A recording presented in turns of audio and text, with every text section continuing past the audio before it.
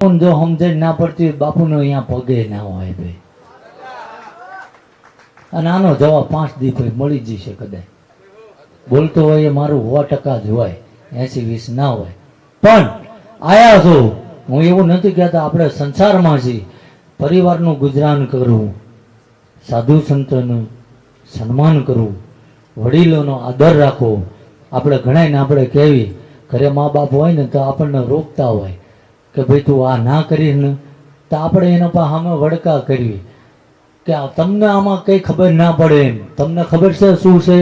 જો એમને શું છે એ ખબર ના પડતી હોત તો તારો જન્મ ના હોત મૂર્ખ. એ હતા તાર તું શું?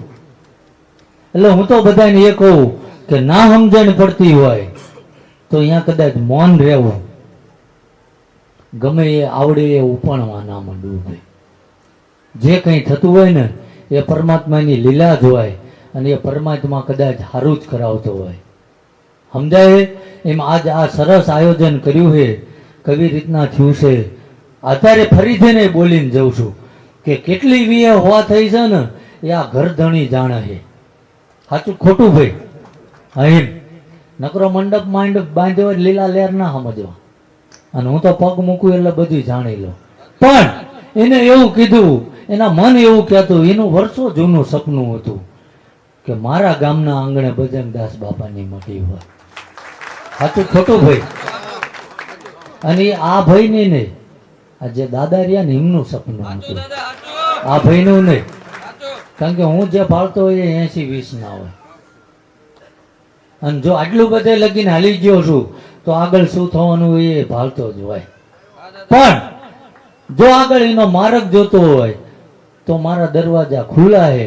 અને તમને એમ થાય બાપુ ભાષણ કર્યું હતું તો જગતમાં ભટકવું હોય તોય છૂટી છે. સમજાય ભાઈ? પણ આવ્યો છું તો આ જે મારા દેવે પીરસ્યું એ 4 શબ્દો બોલીને જ્યો છું. અને આ તો કહે છે ને કે કુબીનો દડો ખોલો ને તો એમાંથી ક્યારેય શાક ના નીકળે. એમ જો 900 વર્ષ જૂનો ઇતિહાસ લઈને વળ્યો છું તો મારી વાર્તાઓ પૂરી ના થાય, મારે વાંચવાની ના હોય ભાઈ. એમાંથી એક મારો ઠાકર 900 વર્ષ એની પાસે કેટલી ભેગી થઈ હોય ભાઈ. પણ સમયનો અભાવ હોય એટલે ટૂંકામાં જાજુ વર્ણન કર્યું છે. અને જવું, સમયનો અભાવ છે, કાલે હજુ મારે 2-3 જગ્યાએ જવાનું, અને આમ તો રોજનું છે. અને પરિવારનું ગુજરાન ચલાવવાનું મોટી જવાબદારી ભગવાને એ આપી છે. સમજાય? એટલે મારે આયા છીએ તો મારે જવું પડશે. અને હું તો આ ગ્રામજનો તથા જે કંઈ સમાજના આગેવાનો બેઠા છે કે વડીલો બેઠા છે કે યુવાધન ઊભું છે, યુવાધન બહુ બેહા ને ઊભા જ રહે જાજા.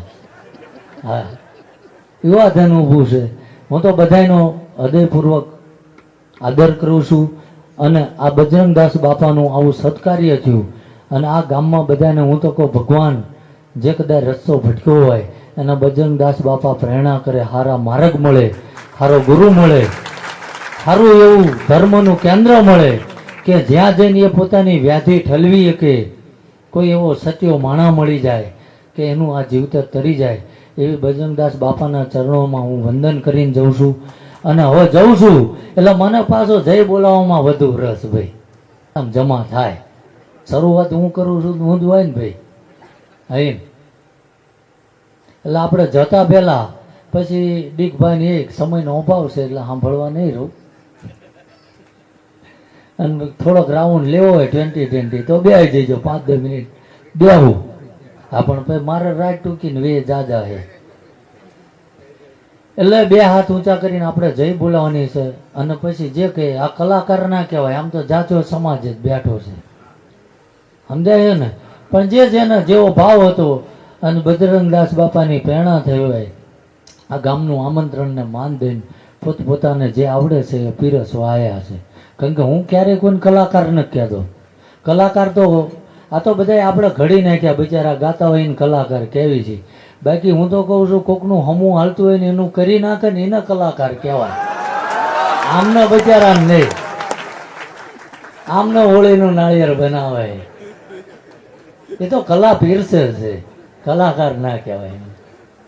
એટલે 2 હાથ ઊંચા કરીને જય બોલાવવાની છે. આપ્યા હોય એને, કોઈ દુખતા હોય ના કરતા નહીં.